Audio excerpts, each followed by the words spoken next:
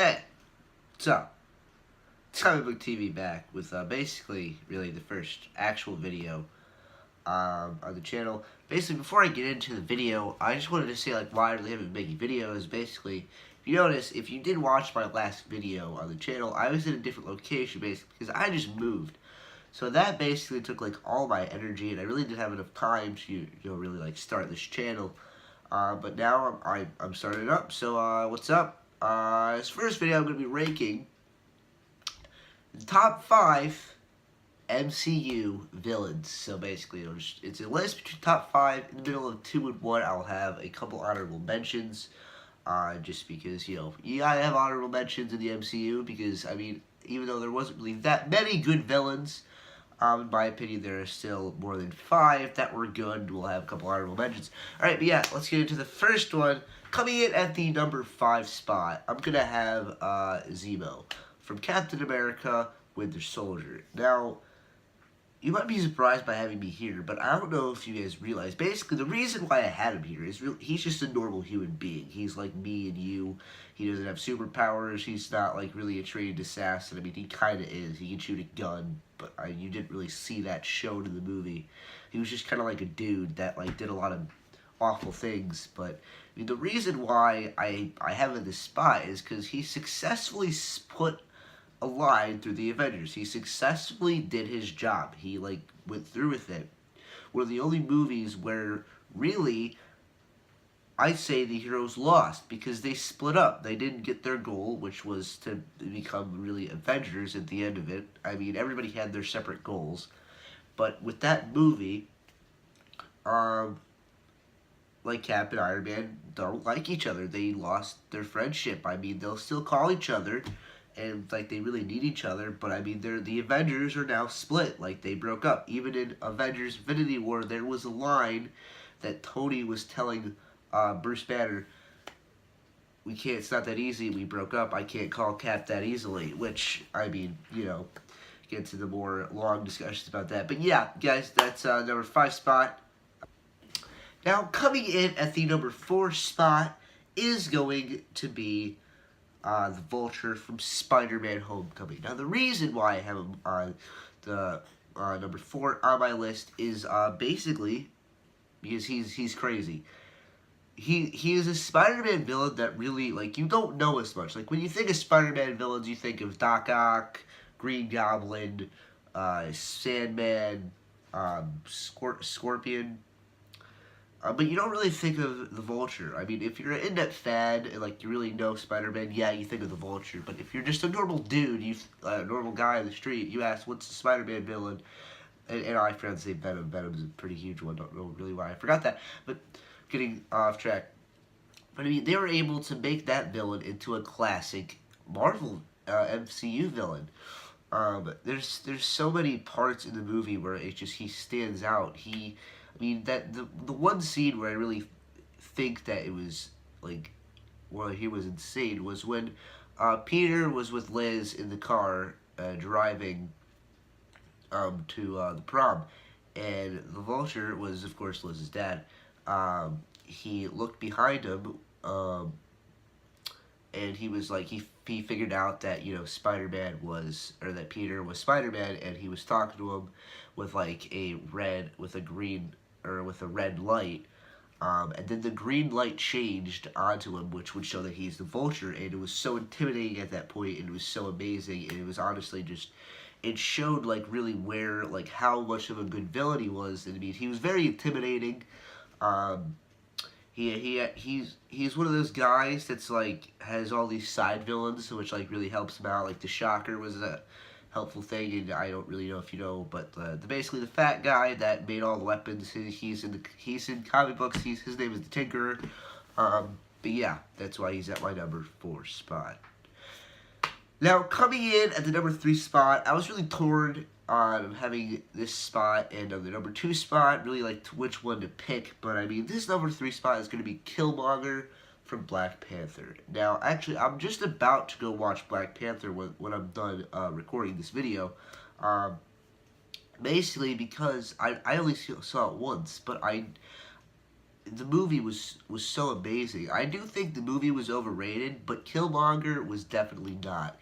He's a villain that basically he doesn't just want to kill everybody. He doesn't just want to like create mass murder, which like most other villains do.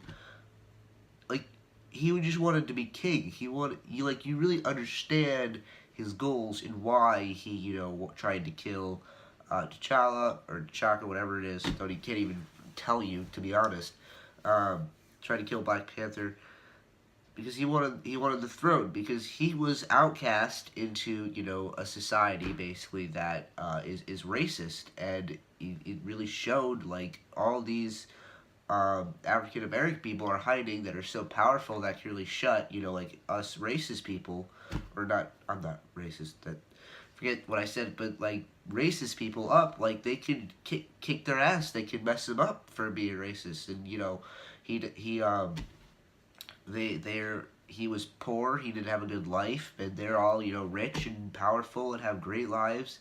And he really wanted to be on the throne because of it. So yeah, that's why he's in the number 3 spot. Now coming in at the number 2 spot, honestly one of my favorite characters in the MCU is Loki. He's been in so many films. He's been in 5 different movies. He's been in Thor, the first Avengers, Thor: The Dark World, Thor Ragnarok, and and Avengers Infinity War. For basically, I feel like they kept it around as because honestly, when in Thor, at that time when Thor came out, all the other villains in the MCU were just very like meh. He was definitely like a standout villain in the MCU at that time, which is I honestly think is one of the reasons why they kept him around for so long. But I mean, he's such a good villain. Like he's the god of mischief. He always like he tricked his brother like forever until Thor Ragnarok when he finally got him. But like when he was in the Avengers, he made a whole big attack on New York. He was the cause of New York almost getting destroyed. He killed Coulson, not really, but he killed Coulson at the time. He's done so much stuff. He tried to have the Frost Giants come in on Asgard, not Asgard, Asgard. But I mean, like when you were watching the first Thor movie, I honestly think he was the best villain in Thor because you understood where he was coming from. You understood the fact that Thor was favored to be king. And he just wanted to be a king. He's just wanted to be a king for so long. And so basically, like, he tried to, prove to his father that he was more worthy of being king. But really he wasn't, because he tried to kill his own father, almost, basically. It could have happened. But yeah. So the number 2 spot. Now, a couple honorable mentions before we get into the number 1 spot is Hela. I really enjoyed Hela from Thor Ragnarok. I didn't like her as much. Like I enjoyed her, but I mean it just wasn't satisfying seeing her die when she basically just died by like in such like a dumb way, like the big fire dude. I don't even know his name. Just put a sword on her and just made her go away. Really wasn't very satisfying after she killed the Warriors 3, all Thor's friends. Which, can I say, why did they just leave them out of that movie and just forget about him? But whatever. And, yeah, she destroyed Thor's hammer, which is a big deal. But, I mean, other than that, and also cutting out Thor's eyes, I don't really think that she really did that much. But, yeah, and the last honorable mention is the Winter Soldier from Captain America, the Winter Soldier. I would have had him on this list, but he's Bucky. The Winter Soldier is actually a good person. He just was under my control, so he was a really good villain, and he would have probably took over the 5 spot other than Zemo, but he is now, like, a hero, so it's kind of like, not really worth having him low in the spot, but yeah. Let's get into the number 1 spot. So now coming in at the number 1 spot, you probably guessed it by now. I mean, this movie was insane. Honestly, personally, my favorite MCU movie so far. And definitely, this villain, he's better than Darth Vader. Like, that's how insane he is. It's Thanos from Infinity War and Avengers Untitled 4, which is Untitled. So now, I'm just going to say this, spoiler warning. Now, if you've not seen the movie, I am going to go into a little bit of spoilers, basically, because he did a lot of stuff. But yeah, dude,